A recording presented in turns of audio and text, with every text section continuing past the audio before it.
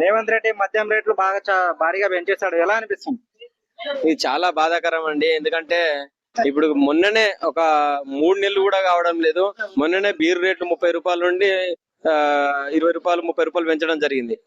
మళ్ళీ 3 నెలల లోపే మళ్ళీ ఫుల్ బాటిల్ పైన 40 రూపాయలు మద్యం పెంచడం అనేది చాలా బాధాకరం. ఎందుకంటే గతంలో ప్రతిపక్ష హోదాలో ఉన్నప్పుడు ఆ పేదల రక్త మాంసాలు అమ్ముకుంటున్నారు, పీల్చి పిప్పి ఈ బీఆర్ఎస్ గవర్నమెంట్, కేసీఆర్ గారు అని చెప్పారు.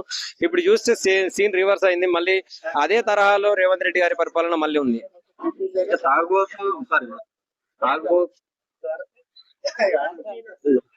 వాస్తవానికి మీరు అన్నట్టు తాగుబోతులు అనేది ఏం లేదండి. ఇప్పుడు ఎవరైనా ప్రతి ఇంట్లో అల్లుడు గాని ఎవరైనా చుట్టాలు వస్తే మినిమం మన తెలంగాణ సాంప్రదాయం ప్రకారం మందు మటను చిందు అనేది ఉంటది.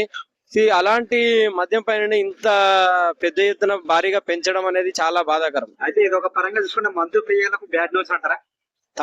తప్పకుండా అండి. ఇప్పుడు ఒక ఫుల్ బాటిల్ కొనుక్కోవాలంటే మేము ఎక్కడన్నా దొంగతనం చేస్తేనే ఇంకో ఫుల్ బాటిల్ కొనుక్కునే పరిస్థితి ఉంది ఈ రోజు. లేకుంటే ఇట్లా డబ్బులు పెంచుకుంటూ పోతుంటే రాష్ట్రం అప్పులలో ఉందని మన జేబులోకి వెళ్ళి తీసి మన జేబులోనే పెడుతున్నారు. ఇది క్లియర్ గా ప్రజలకు అర్థమవుతుంది. ఇప్పుడు మందు ప్రియులకి ఏ విధంగా రేట్లు తగ్గిస్తే బాగుంటుంది? వాస్తవానికి ఇప్పుడు మందు ఒకటే అండి. ఇప్పుడు మందు బాబుల గురించి రేవంత్ రెడ్డి గారు ఎక్కడ కూడా ఆలోచన చేయట్లేదు. మందును ఎవరైతే లిక్కర్ సరఫరా చేస్తున్నారో ఆ యజమానుల జేబులు నింపే ప్రయత్నం చేస్తున్నారు. ఇప్పుడు పెద్ద పెద్ద మందు బాబుల జేబులు నింపే ప్రయత్నం అయితే చేస్తున్నారు, కానీ పేద ప్రజలు అన్నం పండించే రైతన్నల కోసం ఏ రోజు కూడా ఆలోచన చేయడం లేదు. ఎందుకంటే బడా డబ్బున్న వాళ్ళ కోసమే రేవంత్ సర్కార్ అనేది పనిచేస్తుంది.